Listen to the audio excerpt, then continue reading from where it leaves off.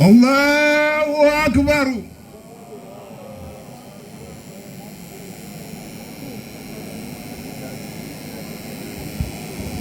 Allahu Akbar. Assalamu alaikum wa rahmatullahi. Assalamu alaikum wa rahmatullahi. Naam, gbogbo wa ẹ jẹ́ kí a máa lọ sí àyè wa padà. Ẹ ò mọ bí tí wọ́n ti fẹ́ lọ sìnkú o, so ẹ má ṣòkò tẹ̀lé wọn. Ẹ má ṣòkò tẹ̀lé àwọn àfáà. Ẹ dákun má dáwọn àfáà yẹn láàmú. Má tẹ̀lé àwọn àfáà rárá. Wọ́n là yẹ kó. Ká má tẹ̀lé àwọn àfáà rárá láti lọ sìnkú yẹn. Ẹ dákun jọ. Ẹ jẹ́ dúró níbi tá a wà yìí.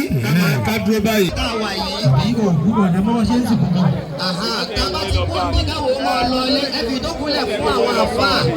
Ẹ jẹ́ káwọn àfáà lọ yanjú ẹ̀. Ẹ̀sùn mẹ́yìn lẹ́yìn abúlásẹ̀ náà ẹ̀ka abúlásẹ̀ ẹ̀ tẹ̀yàn lẹ́sẹ̀ mọ́lẹ̀. Ẹ̀sùn mẹ́yìn nípa yẹn. Gbogbo wọn tí ó wà ń bí ìbádà kó dúró báyìí. Báwo kí abúlásẹ̀ tẹ̀yàn lẹ́sẹ̀ mọ́lẹ̀? Wọ́n ti bẹ́ẹ̀ sẹ̀kú o. Lọ́yìn bẹ́ẹ̀ sílẹ̀ kó tiẹ̀ mọ́ bẹ̀.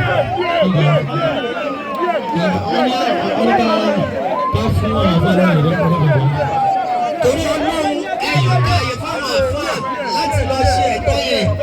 Gbogbo àwọn tó kù Ọlọ́run.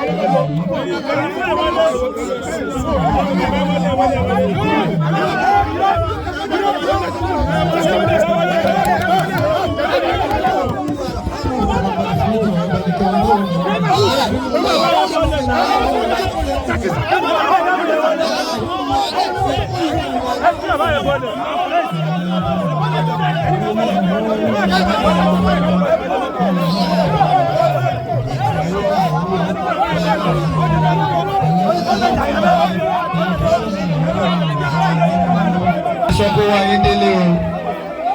Ọlọ́run ó dúró tẹnìkan kan, wọ́n dúró jìnnà síra wọn.